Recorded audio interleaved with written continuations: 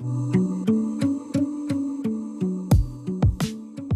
trick in Chinese medicine isn't to cure a disease, it's to optimize the system to respond to the imbalance in order to arrive back at dynamic balance. Mm-hmm. And in a group dynamic, if you're in Sangha and you go to have a conversation where you want to clear something with someone, the system's out of balance in that zone. And in the clearing process, the result when it's done well is the arrival at dynamic balance again. Welcome to Inside the Circle, a series of conversations from Sangha. We sit down with our members and together we explore the practice of living fully in the modern world while staying connected to something deeper within. Through community, shared inquiry, and inner work, Sangha is an exploration into what becomes possible when we walk that path together in fellowship. The practice of living in the world but not being fully of it. To learn more about Sangha and our growing network of circles around the world, visit www.sangha.one. And welcome to this conversation, my dear friend, Thomas Droge. For over 30 years, Thomas has studied, practiced, and shared the tools of classical Chinese medicine, Daoism, and Qigong, founding the Pathfinder Institute to teach Tai Chi, Qigong, meditation, and embodied awareness, and creating the executive coaching practice, Pathfinding, to help leaders across industries bring ancient wisdom to modern challenges. That journey has culminated in his new book, The Leader Within, which offers 14 practices drawn from his work with leaders to unlock authentic leadership through self-awareness, presence, and human connection. As Chief Mindfulness Officer at Tiffin, a billion-dollar AI and fintech incubator, he works with founders and leaders who are building culture and cultivating clarity and measurable impact.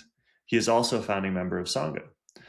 Thomas believes we are living through a time of unprecedented change and that within that change lies tremendous potential for human transformation.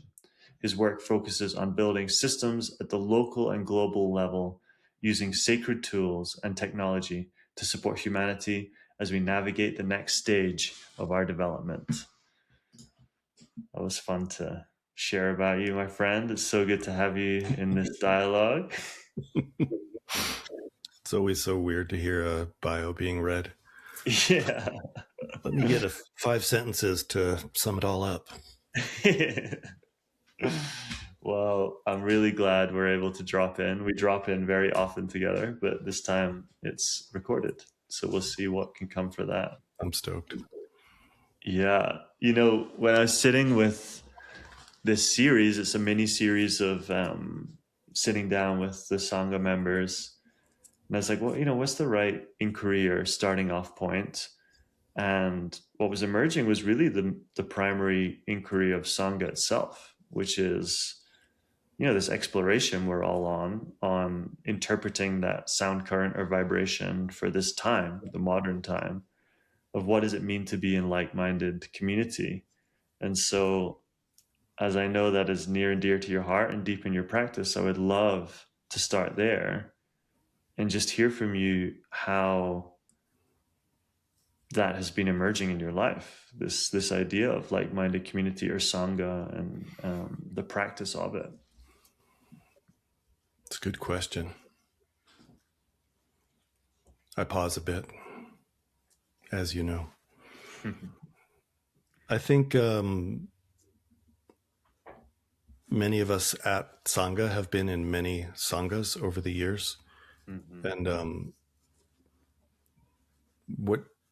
what I noticed with this iteration when Sangha started being formed, when you and I met at the Trident Cafe that day, and you were like, I don't know what happened. I was talking to Bruno, and then I created this, and then we're just going. And it was like the experience that people have of channeling, if that's the ability to use the self or ego as a kind of infrastructure for the antenna of receiving what's necessary right now for you to be living and sharing in the world, then that process, which I feel like in the 80s and 90s and early 2000s, the different sanghas that was in, whether it was Tibetan Buddhism or Taoism or Qigong, they were nodes like, fruit on a tree. But I feel like we're in a time of orchards right now where the need for human connection is massive. and it's partially screens and technology that's put us in echo chambers and allowed us to feel like we're connecting when we're not. But it's also the result of those echo chambers creating this inability to manage dissonance and recognize difference in the world right now is forcing this question of, will we turn toward each other or will we turn away? And I think communities like Sangha and others are sort of asking that question and navigating, like, could we do it? How would we do it? Does it scale? Can it like be of value to larger groups of people? What's its ripple effect? Like, what is it, like the square root of 1% or something like that? Like, you don't need to reach that many people to cause a ripple that creates great change. And the thing about Sangha that I'm working in a couple other communities that are large like this, and the question that's being asked that I keep coming across all the time is, well, like-minded in the sense of key principles, right? Like Sangha's values, its agreements,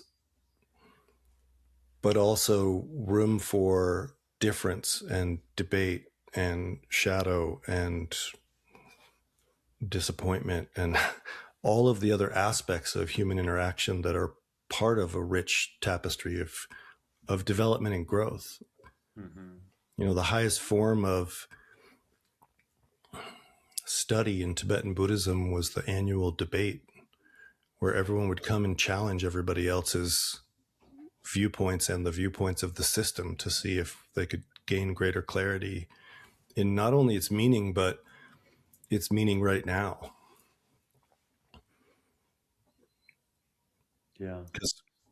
So I could keep going, but No, I love that. The debate, the triangulation, the mirroring, the turning towards each other. The other thing that kind of strikes me, and I don't know if this is true of some of these other sanghas, especially the ones you were referencing kind of in the 80s and 90s, like they often kind of emerge as a byproduct, right? Like it's kind of, there's a teacher and then there's students that congregate around this teacher and they're really excited to gain the transmission, and then a sangha just happens, right? What's kind of curious about this project that we're all in together is we have none of that, right? Like we're open to all lineages, traditions, expressions of practice, but really the only thing we have, like the number one initiation, is in the sangha itself, like the relational practice. And it can be so inspiring. Like it can be such an uplifting quality. Yeah, I mean, it's a microcosm of society, right? I mean, in Tibetan Buddhism, the three jewels, the third jewel was the Sangha, right? It's the Buddha, the Dharma, the Sangha. The Sangha is where all of the work happens of kind of like the editing of a podcast, right? Like that all happens in the Sangha, where you find out what works, what doesn't, what's BS, what's real. Like we live in a time of like everything can be fake. AI can like make everything look like anything. And what something is or someone is, or the return to nature that's going on right now is because like people are, I think, asking, what's real. Yeah. And trees are very real, rocks are very real. Like it's an easy answer. And then who am I in the reflection of these real things when I'm not being told a bunch of stories becomes the next question that they start to answer. And I think, look, we're in a time of, AI is not like the internet in my mind. It's much more like the Industrial Revolution, in that the entire way of things being done is being done differently. But then added on to that is this pretty straight up mimicry of the way that our minds work. Like if you've studied neurophysiology and a neural net, they're pretty much the same. Mm. And so even the question around what's the soul or the spirit, or all of those questions, are being pushed to the surface as people try to differentiate themselves from something that mimics them perfectly, whether it's conscious or unconscious. And the other beautiful side of that is that I think for the first time we can take unbelievable amounts of information and analyze them without the trappings of individual human constraints, Mm-hmm. right? Like you can have an AI like figure out a fishing pattern that's going to be most efficient for fishermen and society and the ocean. And people could just follow it if they weren't greedy or weren't afraid or whatever it is that gets in the way of human beings making these bigger decisions for systems. And so I think we're really in a time of emergent systems thinking and systems application, that if we were to do it right, we could balance all of the resources of the world and we could take care of the planet and each other. We could do that. Yeah, that makes me think of what you said on like the practice happens in the Sangha and the third jewel, and the Sangha is really a microcosm of this bigger Sangha we're all in on planet Earth. That's right. And these concentric circles where we move from. Like I was kind of visualizing the loving kindness practices where you like start with yourself and then your family and then your town and then the likes, and it's um they're all concentric circles of connection or sangha, and that's so beautiful. Yeah. And we live on a big circle. Right. Yeah.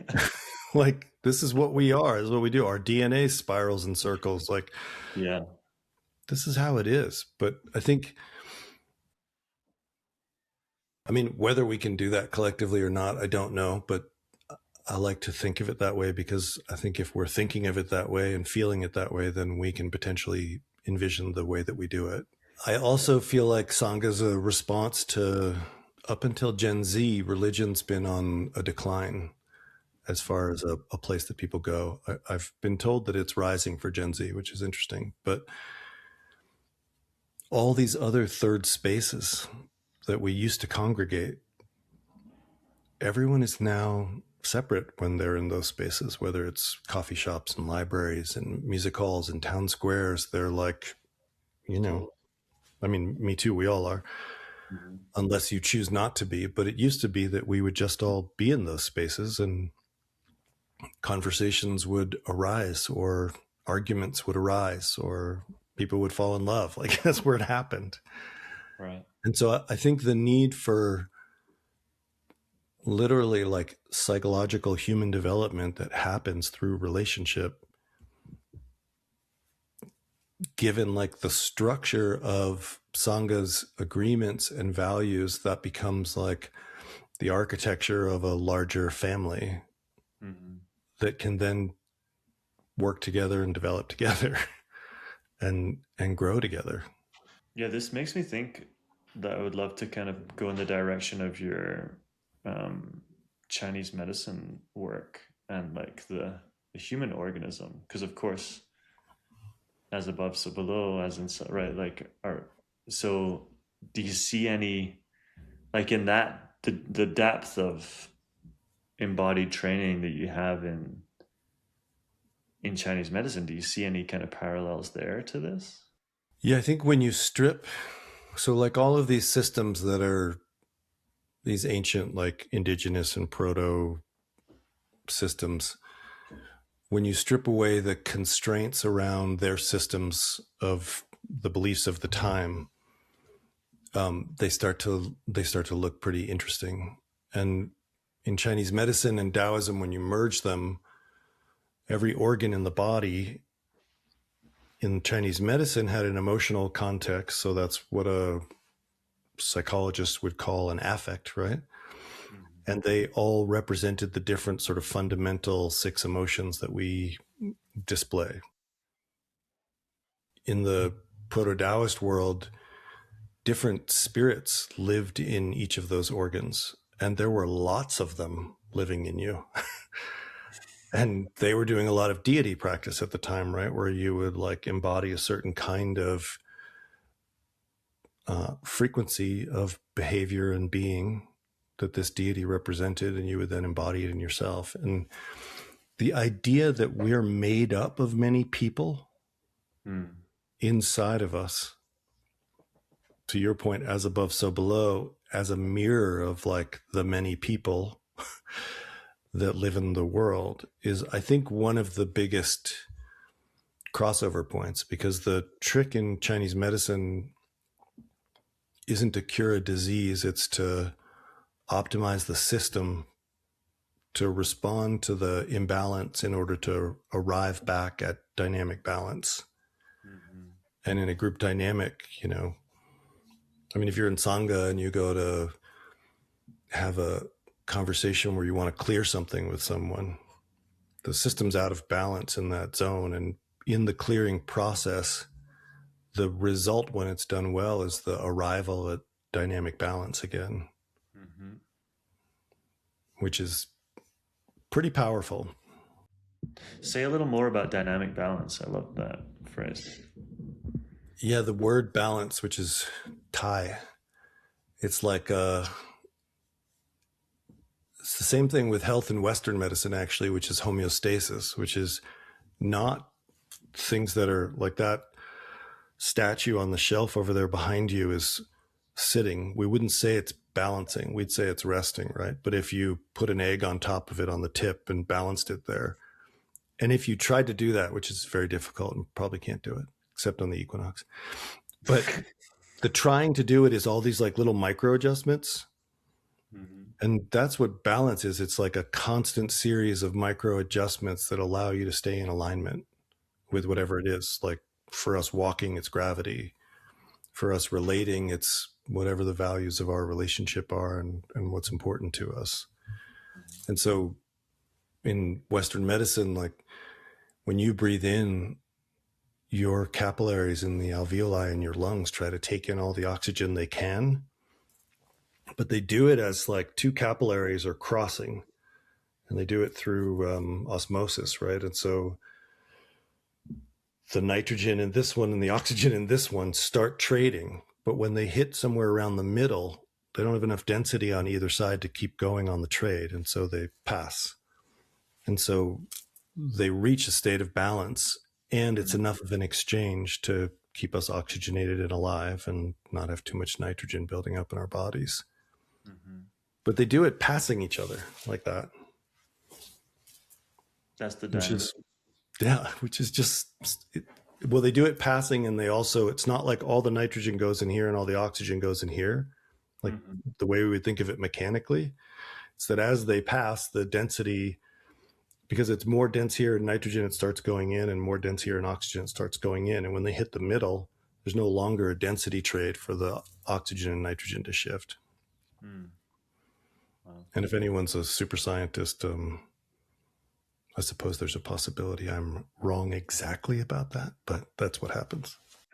Well, I love, this is one thing that really uh, has this inspirational quality to me because when you sit with people that are brilliant in a certain field, you don't have to necessarily have the same level of appreciation or depth. And even you are like sitting in relatively in some field being like, oh, maybe there's someone that's going to challenge this, but like you feel the uplift. It's like, I don't have the same depth of appreciation for what you're sharing. And yet in the way you're transmitting it, I feel this kind of like, oh yeah, all the stars are aligning and it's resonating in my system. And that's like, we all have our geniuses. And so like I just love the idea of like sitting in the genius of you sharing that moment, um, and it being inspiring. And the other thing on the dynamic piece of the balance, within Sangha, the folks that are part of this, they're also in dynamic action in the world. They have their practice, which may be the balance, and then um, they're building companies, they're solving big challenges that they're charmed to be in dynamic action towards. Um, and you're no exception to that. I mean, you're integrated. Like you've over the past 4 or 5 years been on this experiment of being an integrated chief mindfulness officer in a technology company. And I think people would be fascinated to like uncover a little bit about how that dynamic action has been, like the lessons in that dynamic action for you. I mean, you were there for part of it. Yeah. um, I want to just go back to the other thing for 1 second and say one great example is like you give someone a hug Mm-hmm. and you meet heart to heart, and your arms wrap around each other. The amount of pressure in your hands and your arms, the chest connection, like how much further you go into that or not, how long you hug for, all these things are this constant dynamic balance of like expression of connection and receiving of connection that's pretty individual from person to person. Mm. And it's like such a great example of dynamic balance. It's like, oh, a hug. Perfect. Yeah. The exchange, right? That's the exchange you're Yeah, talking that's about. the exchange. Mm-hmm. But yes, Chief Mindfulness Officer. I made up that title, as you know. I think that what was interesting about it was coaches always come from the outside in, and the person you're coaching is your client, and you focus everything on their needs and development and growth. Mm-hmm. When I placed myself inside of the company embedded, I became, there were like two systems that I had to balance. One was the needs of the company as an organism that's trying to do what it wants to do. And the other was each person that I worked with, Mm-hmm. their needs. And finding the intersection point between the two became the big challenge point, Mm-hmm. which I did figure out how to do. And it turned out not to be that difficult, but at the beginning, it was a bit of a struggle. I learned a tremendous amount about how you actually build a culture, and um, the willingness of the group to engage in the values that you want to bring in, that they say they want to bring in, is where the challenge point is. And I've talked to people at Sangha about, as we scale, Mm-hmm. how do you maintain this duality of the values, the message, the agreements, the idea, and yet you don't make it stale or constrained for an individual to be able to express who they are. And I think Sangha's done a pretty good job, I'm sure it will evolve, but a pretty good job of building out a system that allows for all of those parts to exist or to be brought up if they don't exist. And in business, business is a finite game. Mm-hmm. And so a lot of sacred technology at the minimum has to be modified to operate in that world, and stay in harmony with the larger system, and at the maximum just doesn't work at all. Mm-hmm. I do believe we are in this moment, and I'm involved right now in building this other idea of a system that we could deploy. And I think a lot of people are, and I think there's a lot of minds and hearts working on this right now that are recognizing that the value of a human being is not currency, Mm-hmm. and the value of action and community is not just about the profit. Mm-hmm. That profit naturally comes from engagement in using resources to solve a real problem in a way that is aligned with what's needed in the outside world. And you can mirror that on the inside of a company and build out like really beautiful sacred systems that also know how to drive and move at speed and, innovate and all those things. And I think capitalism separated them, or maybe it's just currency systems separated them. But in all those ancient traditions, they all have a striving for excellence. They all have competition. They all have, all of the things that you would see in the business world. They're Mm-hmm. goal driven. They're all those things. And yet they didn't give up the other stuff, or they aspired to not give it up anyway. Mm. I was kind of imagining you there back to the kind of Chinese medicine reference. And behind you, I think, is if I'm not mistaken, that's like the energetic system of the Yeah, body. that's the Neijing too, the inner landscape of the body, which you can't really see it from here. That's a rubbing off of a stele outside of the White Cloud Temple in China. But it's a human body sitting in meditation, and then within it is like all of the key principles of the Daoist physical world and the natural world also inside of it, and the process of cultivation. Yeah, I was imagining you, as a Chinese medicine practitioner, but also as a coach, and your kind of distinction in this, the example of being embedded, where, when you're on the outside and you're, taking action to correct the system that you can see kind of holistically. And then I kind of saw you when you're integrated in this, like you're inside of that, like you're no longer separated as um, the witness. You're kind of embodying in some way, but then also, so it's like a totally different vantage point. It requires a totally different set of skills probably to navigate. um, Many of which I had not yet developed because there had never been a need. but now think of the full spectrum, right? Where it's like, okay, Yeah. I've got the vantage point of inside, and also I can go back to the um, the practitioner that sees the whole system. And I think it's amazing how we can like push edges to create new vantage points.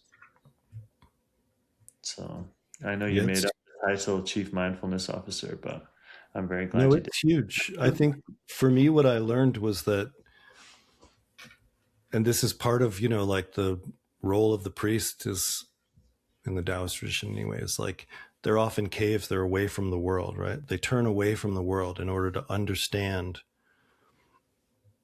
at its like purest form the nature of reality, and then they come back to the world to deliver that information. Or like Joseph Campbell's like the person who goes to the north and then returns. Yeah. And there's something about being on the outside that allows you to see clearly, Mm-hmm.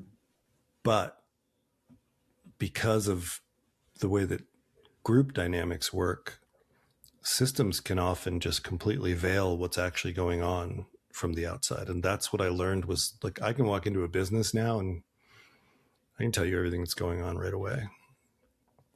I can see it all. And it's just because I lived inside for so long and I've lived outside. Mm-hmm. And the problems aren't, it's just like medicine. Like it's usually not that complicated. even complex diseases are a series of very simple questions that have just stacked up over time. Like a puzzle is, you do the corners, like you work on one puzzle piece. That puzzle piece isn't complicated. It's because you have to find the right one in the big pile of pieces over there. But you can do it. It just takes time. Yeah. And I think what I learned being on the inside, and I have a feeling that like there's a fusion role where you're on the inside for a period of time and then back on the outside, and you have to keep oscillating between the two. I mean, that's got to be the way. Because I'm at Tiffin, I'm still the chief mindfulness officer, but only 2 days a week now. Mm-hmm. And because of that, I'm not in the construct all the time. Right. But I lived there for a long time. And so now I go in and out, and it's much easier to operate. It's much clearer. Totally. Yeah, this oscillation, I think that's back to even this balance, right? Dynamic balance. It's like receptivity, dynamic action, constant oscillation. Right. Full moon, new moon, In and out breath. day, night, birth, Well, death. Thomas, as we do often, we could be going for hours and we will. But for the context of this dialogue, we can bring our time to a close. And what we've been doing at the end is kind of honoring the emergent quality of Sangha by pulling a question from this prompt deck. So I'll see where we're going to end on. Oh, this is interesting. What was your favorite thing to do as a kid? Kid's funny because that's a lot of years. But what jumped out immediately for me was when I first learned to sail. I learned to sail at 13, and it was the first freedom I had where I could go and be out on the water alone in a boat and do whatever I wanted. But being out sailing, I have this memory of lying on the side of the boat with my hand dangling out of the side, and the sun's dappling on the water, and my hands just running through the water, and I'm playing with the flow of the water in my fingertips. Mm. And there's just nothing else but that moment. And it's incredibly joyful. Wow. And everything about sailing for me was always joyful. Talk about dynamic balance. Right. The lessons are everywhere when you kind of open to it. And sailing, I also sailed growing up, and I don't know if I told you this, but my paternal grandfather passed away sailing his boat. He had a heart attack and he was like, I mean, I got spine shivers as you were talking about sailing, because it's just this like expansive, like you're in your vessel and you're going off into the void, or the great unknown, the great adventure. And it was also some of the best quality time with my father. Mm-hmm. And strangely, my son, who just graduated from college, is going to Boston for the summer where we grew up. And he told me that he's going to learn to sail with this friend of his. And it turns out they're going to learn to sail in the Boston Harbor at the same place where my father and I learned how to navigate the ocean. So speaking of circles, far, right? It's crazy. My grandfather was a painter, like decorated and created this company, and my father, is still running the company to this day. He's in his 70s, and like we were doing some yard work, and I started painting a fence, and I felt them. It was so joyful painting, and it's like, I don't know, these family of origin, like the lineage pieces. Of course, your son is now learning to sail in I mean, it's a great example of the embodiment piece of the puzzle, where you feel like 3 generations of people in your body in a movement. Right. Painting. It's like the smell, the environment, the movement, the whole embodiment holds all of this multi-generational information. So good. Well, my friend, we'll bring our time to a close, but thank you so much, as always, for dropping in and for all you do for our Sangha. So happy. That was fun. Thank you for listening to Inside the Circle from Sangha. If this dialogue resonated with you, we would love to hear from you. We invite you to learn more about Sangha, our upcoming circles and events at www.sangha.one.